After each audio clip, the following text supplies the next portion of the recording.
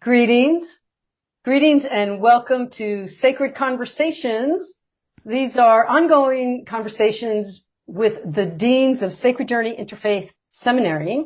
I'm Reverend Lori Cardona. I'm one of the deans. I'm here with Reverend Dr. Grace Telesco, the co-founder, and my co-dean. We miss teaching students in person. And so we've created this series that we call Sacred Conversations to bring information to you from our wisdom studies, as well as ripped from the headline, contemporary issues that are going on. Today, we are calling this discussion Healing Misconceptions, a Sacred Look at Islam and Sufism. And if any of our students are listening, they'll know, how could you possibly do this in a short podcast? So these are just gems, just a glimpse, and Reverend Grace will explain as to why we've chosen this today. But if you were a student, or if you were part of the seminary, our Islamic portion of studies is at the very least 90 minutes of in-class discussion plus a trip to the mosque where the afternoon is spent in reverence and in the experience of a Muslim teaching. And we are always very lovingly welcomed by our dear friend, the Sheikh Shafayat Muhammad, who has gone on to the heavenly realms and to whom we dedicate this podcast. And also Sufism is generally what we call an elective. It is a 3-hour presentation done for the public, separate and apart from our student teachings. So this is just glimpse of gems, and we hope you enjoy it. And I would like to ask Reverend Dr. Grace Telesco, the co-dean of the seminary, to get us started in prayer. Thank you, Dean Lori. And in the spirit of Islam, in the spirit of Sufism, I want to open up with this Islamic chant, Bismillah ar-Rahman ar-Rahim, which means in the name of God, the most gracious, the most merciful. And we ask that our hearts be open, that we soften our spirits, that our words are guided, that this conversation be one of compassion and unity and wisdom. And may your light illuminate our understanding and dissolve every shadow of fear and misunderstanding. In all your names we pray. Aho, Amen, Ashe, blessed be, Om, Shanti, Shanti, Shanti. So thank you so much, Dean Lori, for amusing me with and allowing us to do this conversation today on this very special topic of Islam and Sufism. And I love the title about healing misconceptions. Why are we having this conversation today? Why does it matter? You know, we both. I want to say that we both were from New York. That's true, isn't it? New York light. I was raised in New Jersey. I was born in New York. Okay, yeah, New York-ish, yeah, totally. And so if you've been watching the news, you know that New York mayor has been elected. His name is Zoran Mamdani, and he is Muslim, and that it's historical. It's absolutely historical. Not only is he a democratic socialist, which is historical, but he is Muslim. And I was sharing with you that, you know, there are some folks who have no understanding of Islam. They have no whatsoever. And, you know, immediately there's all this fear and prejudice and bigotry and Islamophobia. And I find it sometimes really interesting, like how could people even think to talk about this in front of someone like me, someone like you? We're interfaith educators, for the love of God. I mean, all the people that would not co-sign that kind of bigotry and misunderstanding and ignorance. It's ignorance is what it is. You know, and I'm so grateful that you mentioned Sheikh Shafayat Muhammad, and that we dedicate this to his memory and to his teachings, to his wisdom. But if it weren't for him, really, he turned me around on a lot of things. I mean, I didn't really know before I became an interfaith minister. I didn't really know a lot about Islam. I did learn about it in the seminary, of course, but when we met Sheikh Shafayat, that's when I think our minds and our hearts just burst wide open. And so I appreciate him. We were there the day that he died, you and I in the Yes. hospital, and his spirit, his spirit and his memory lives on. So anyway, I'm just so grateful, and I'm going to turn it over to you to talk about, the essence of Islam. What is Islam? What are its foundations, its pillars, as you understand them? Yeah, well, we'll share that information between us going back and forth on the pillars. I just want to say again, in terms of Sheikh Shafayat turning our minds around, I think he did that for all our students because he came to all our ordinations. He did the beautiful Islamic call to worship, but he also welcomed us to his mosque and spoke to our students very individually. And it was a beautiful experience. And he helped us to understand that which I think a lot of people don't know, which is Islam is peace. Its foundation is peace. When we hear Assalamu alaikum, it's a greeting of peace. It's reaching out. The very foundation of the word Islam is peace. And another thing that I don't know people know generally, or if it comes to mind easily, is that Islam is part of the Islamic tradition, Abrahamic traditions. So there are three: Judaism, Christianity, and Islam. Islam considers itself the third and final prophet messaging of the sons and daughters of Abraham. And so that's also part of what we teach, so that people do understand that and that our students understand it. All three have their foundation in peace, compassion, forgiveness, and functioning from the heart, from a place of love. Beautiful. Yes, yes. Let me share something here, if you don't mind, Dean Laurie. Sure. So as we're talking about Islam, and you say, well, what is the God that they believe in? Do they believe in a God at all? And who is it? What is it called? And all of that, right? So because we're and you're right, you talk about the Abrahamic traditions, but Christian, Judeo-Christian is sort of the overarching, the dominant discourse, if you will. And so I love the Sufi interpretation of Allah, God, right? And when we talk about the Sufi interpretation, in the name of him or that which has no name, but who appears by whatever you call this being, this source of all. And Allah means no thing, no thingness. So it's beyond name, it's beyond form. Nothingness is the great beloved. And this probably is very similar to Course in Miracles, I think. Is it not? Yes, when we talk about Sufism later, it's about the mystical experience, and the mystical experience, of course, is not about names or symbols. It's about the direct experience of the divine, and so we would say that in any of the mystical studies. And Sufism is all about moving through the layers of the heart, which, of course, Miracles is as well. And, I know we're going back and forth kind of talking about what is the foundation of faith, in terms of the five pillars, for example. Like that's really the sum and substance of Islam, are the five pillars. Yes. And we have them here.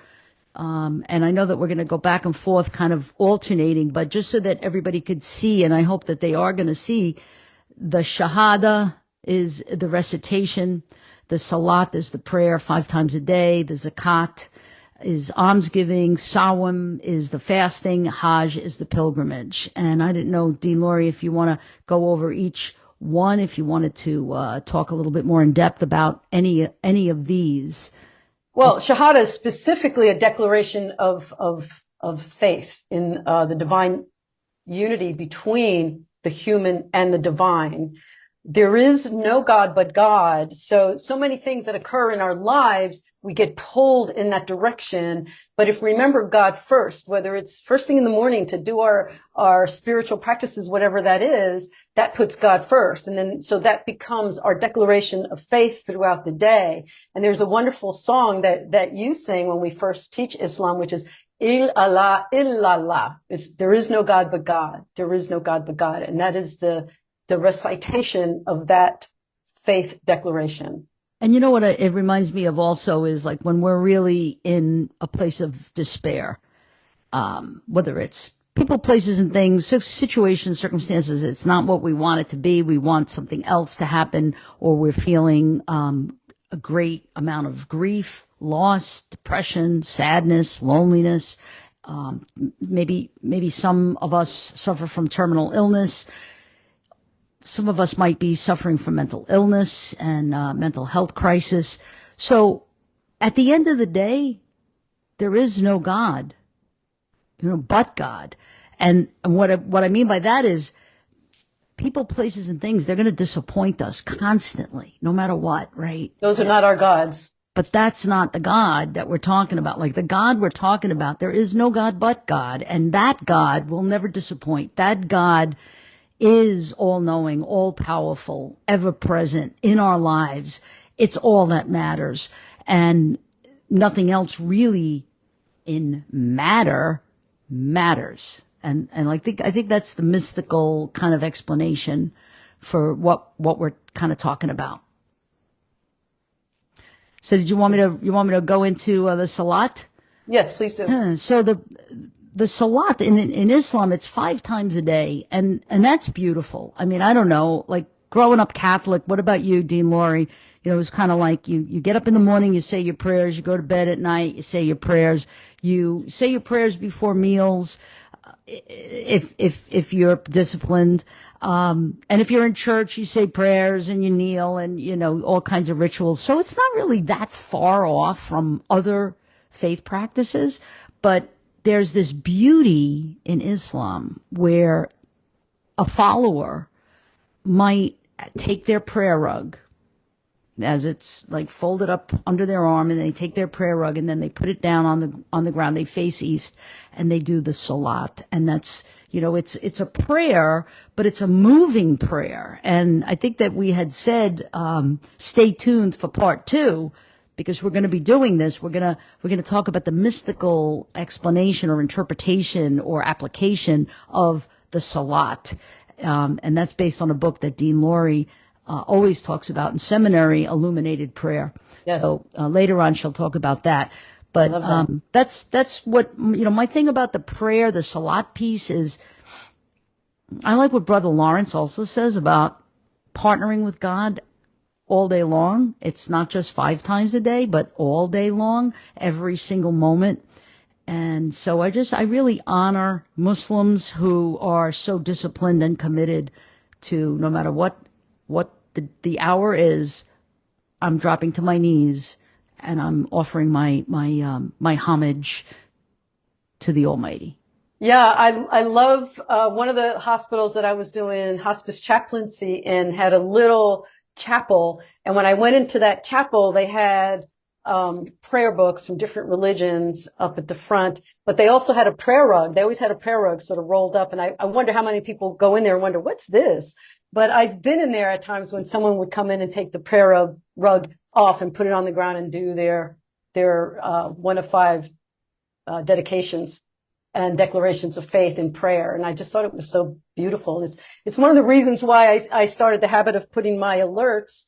Actually, I started in seminary. I have alerts that go off throughout the day on my phone to remind me to just stop and take a breath and say, even if it's just a moment of prayer, maybe not to fall down to my knees, but just to have that reminder throughout the day to bring God back into focus, to take that breath, to pay attention to where your mind is wandering, and just to come back to that declaration of unity with the divine. Yes.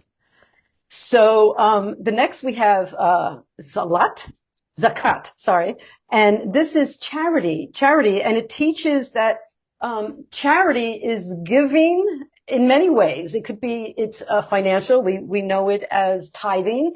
It's giving of yourself in some way, and it could be an act of kindness, but they're very specifically speaking about financial giving. And we know that, Sheikh Shafayat was really good at, getting, his fundraising money up by reminding people of the importance of giving that 2%. And, it's also giving of yourself, giving of your kindness, giving of your moment, giving of your time to others. So it's of a heart of charity. Yes, that's awesome. And it seems like you go, oh wow, 2.5% is so much to give.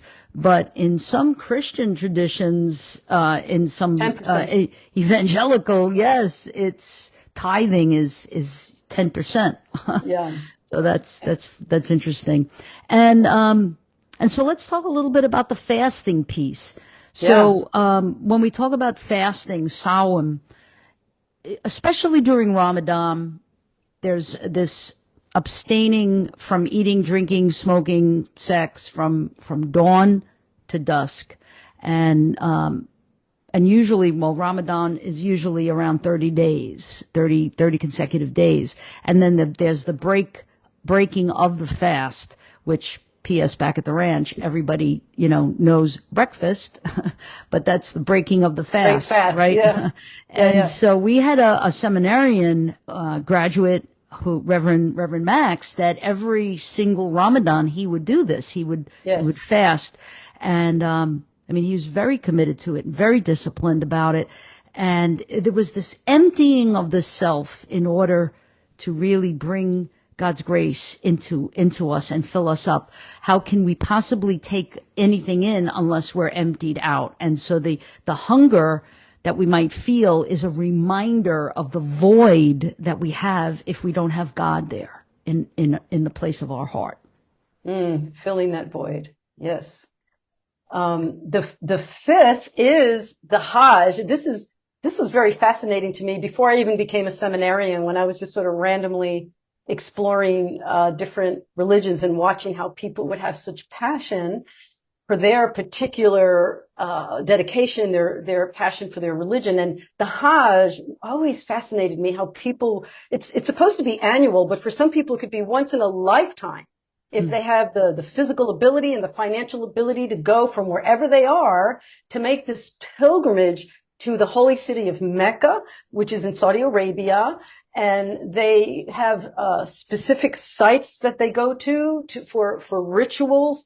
And it can be such an amazing, declaration, not just of their faith, but of their willingness to do whatever it takes to show up.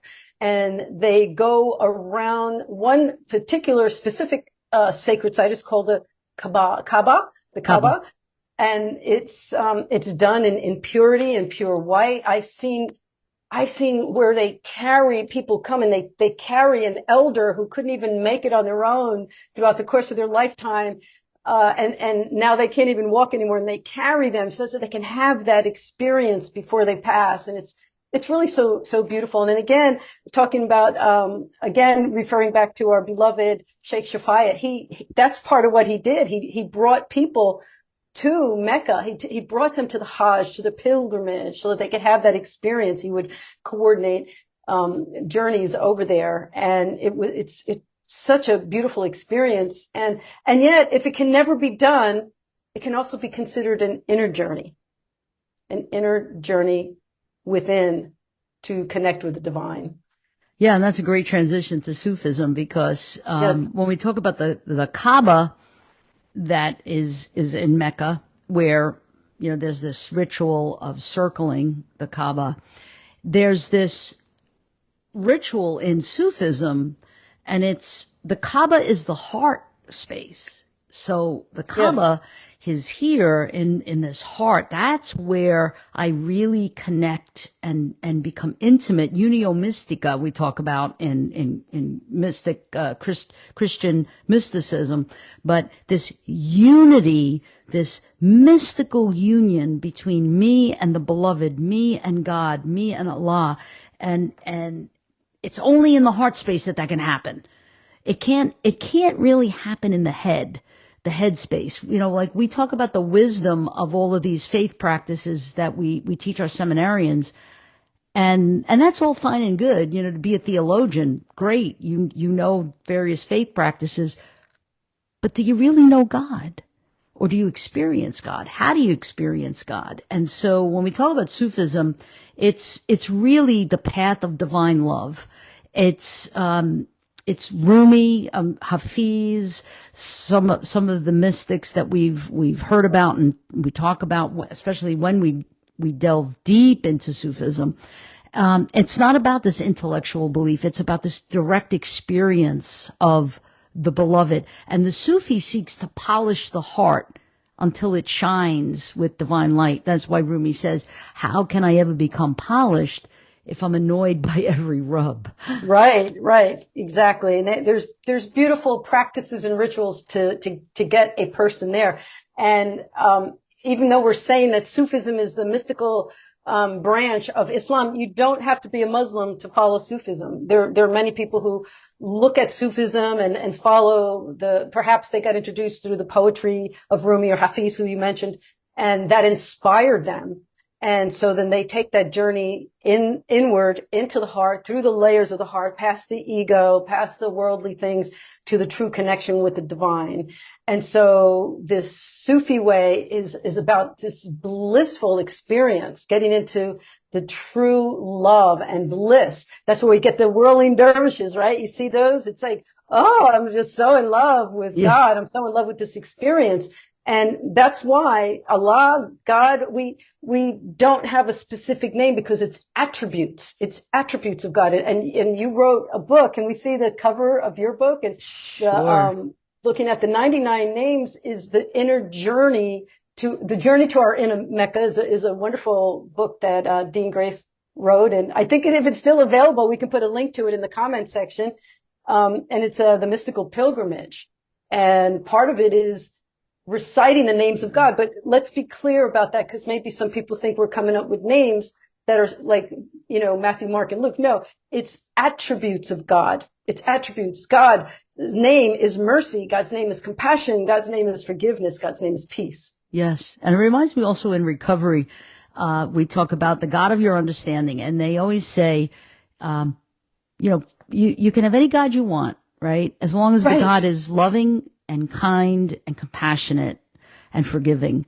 Yes. And it's true. Like these are the names of God, but they're not really the names. They're the characteristics, the characteristics of God and the ways in which we repeat the divine name. It's not just a mindless repetition of the divine name.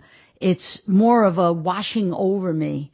So, that's what dhikr is. Yes. and you were I think you're gonna talk a little bit about that, especially from Randy and the work that your spiritual director has taught you and practiced with you. If you want to go there, you can talk about that for a minute. Yeah, my spiritual director is a Jewish man who he was raised in Judaism, but he became very interfaith in his perspective of life. He and I can talk about A Course in Miracles as well, and the commonalities we share there. But then he went on to be a Sufi. Well, I consider him a Sufi master. He trained with a Sufi master, and he is a wisdom teacher of Sufism. And he used to come to our students and teach them about Sufism. And he is such a great example of Sufism in practice because of his open heart, his beloved connection to the beloved, the divine, but also to one another. You can't sit in his presence and not feel loved. He was such a sweet man. So the repetition of the divine name was something that he taught us with the 99 names of God, the 90 names of the divine. And we learn that through many different ways, but mostly through a sense of longing and need. You can open up the book of divine names and find something that you need that day. I need inner peace. Look up inner peace, find it, repeat it, recite the name. That's your dhikr 108 times or more. It'll tell you in the book itself and in the teachings how often you should repeat that name. And as you repeat the name, peace comes over you. Mm. Did you want to do As-Salam? Maybe I we could. do. I do. That was going to be the name that we chose for today. But guess what? I left the book off to the side. So why don't you say a few words and I'll just. Okay. I have the journey to Arena Mecca, and just to kind of like share with people what I've done while Reverend Max would fast, I would put together for 30 days a little Facebook group where people could join and read what I had posted each day. And what I did isn't, I mean, there's 99 names, but there's not 99 days. So I kind of collapsed some of the names into overarching themes. And so there were 30 days of these names of Allah, or these attributes, these characteristics. So day 14 was As-Salam, the source of peace and security. Do you want me to read it? Sure. Yeah. Today Well, we, let's just be clear. We're choosing this name as an offering to anyone who's listening to this. And yes. we're asking them to take this name with you whenever you're listening, watching, whatever. Let this be the name that you now breathe in the essence of this name as you hear of it. And I'm going to pray over it later as we do our closing. Let this be your prayer for today. So we immerse ourselves in peace. As-Salam. This is the peace that passes all understanding. The greeting of Assalamu alaikum means peace be upon you. And the response, walaikum assalam, means peace be upon you as well. As salam is the quality of inner peace, well-being, and safety from all evil, darkness, and negative energy on both the physical and spiritual planes. Salam also means that we feel divine protection wherever we are, regardless of the situation that we are confronted with. This is most especially given, this protection.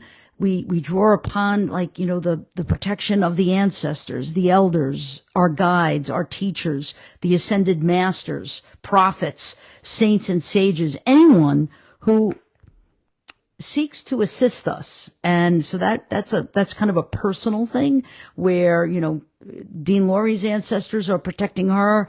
My ancestors are protecting me. We both have certain saints that we sort of like key into. Mine is Yes. St. Jude. I think that yours is Guadalupe. Yes. And who is the mother, Blessed Mother. But when we repeat as-salam, as-salam, as-salam, we can place our hand on our heart and breathe in deeply on as, exhale on salam. As-salam. And we could feel the potency of this sacred medicine soothing our worries and our fears. And we could see them slipping away, as salam is the source of all security. And because of that, there's nothing to fear. And so that's just one example. That's just one example, and that's a word that we can take with us. And that's an example of how you can have a word a day. You can take a word that resonates with you. You once gave me a wonderful gift of cards, 99 cards, and I just pick a card, and that's like an oracle card. Like an oracle card. Oh, that's my card for the day. So our reading, our chant, our absorption for the day is Al Salam, Al Salam. And I love that your book is available still, is it? It is. It's on Amazon. It's easily, I think it's $10. It's very inexpensive. It's a beautiful ritual, a beautiful practice. In fact, I really miss it. I miss it. And I think that this coming Ramadan, I'm going to commit to it again, to do that. Even if only one person reads it, it doesn't matter. It's really for me. So, I want to get back into it because I felt so wonderful when I can wash myself over, like with the names, with these attributes, with these characteristics, like Ar-Rahman, the compassionate, or Al-Nur, the light. There's so many. There's 99 of them. Well, you actually wrote a song. I don't know if you're prepared right now, but you did a song that was a chant, Al-Rahman. And maybe we could do that next time, because as I said, we're only picking like these little itsy bitsy corners of gems. Absolutely. And when we refer to the salah, the prayer, it's not just a prayer. it's a whole process of praying, and it's so beautiful. And so what do you say we do a part 2 and we have some visuals so people can see what it really means to go into a time of prayer according to the Islamic and Sufi practices, the Salat. It's so beautiful, and it's worth exploring deeper. Do you agree? I do, 100%. I would love to do that. I Okay. resonate more with the Sufi way. Yeah. But that doesn't mean that I don't have the honor and respect and admiration for the religion of Islam. And you know, what I do want to just mention, because we've had this in seminary, you know, like when we went to visit the mosque and we came back and we did a sort of an unpacking of what was this like for everybody. And you know, look, let's face it, for American women, we look at some of the cultural beliefs and some of the cultural practices which kind of intertwine with the belief system and the spiritual practice. This is why we say there's a difference between religion and spirituality. And so when we talk about the religion and the dogma, you know, of course, there's a separation between the men and the women, and the women can't be in the same room, and they have they have their rationale for why that is, and it has a lot of history, and it has a lot of culture, and it has a lot of other interpretations and explanations. We may not agree with it, and it may not fit for us. And that's why, like, basically almost all of the religions that we talk about and teach about, we go more toward the mystical path.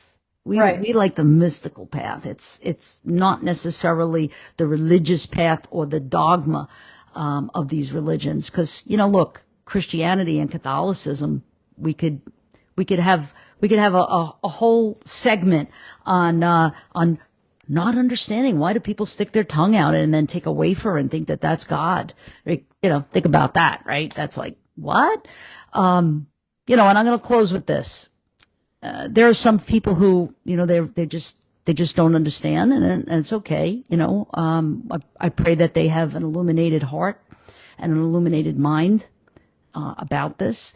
But the way in which Islamic women dress is sometimes a source of misunderstanding and a source of fear, but it's rooted in ignorance, because frankly, you and I, Dean Laurie, both grew up Catholic, and we were around the nuns, and the nuns, I mean, they were covered up to about there in the 60s.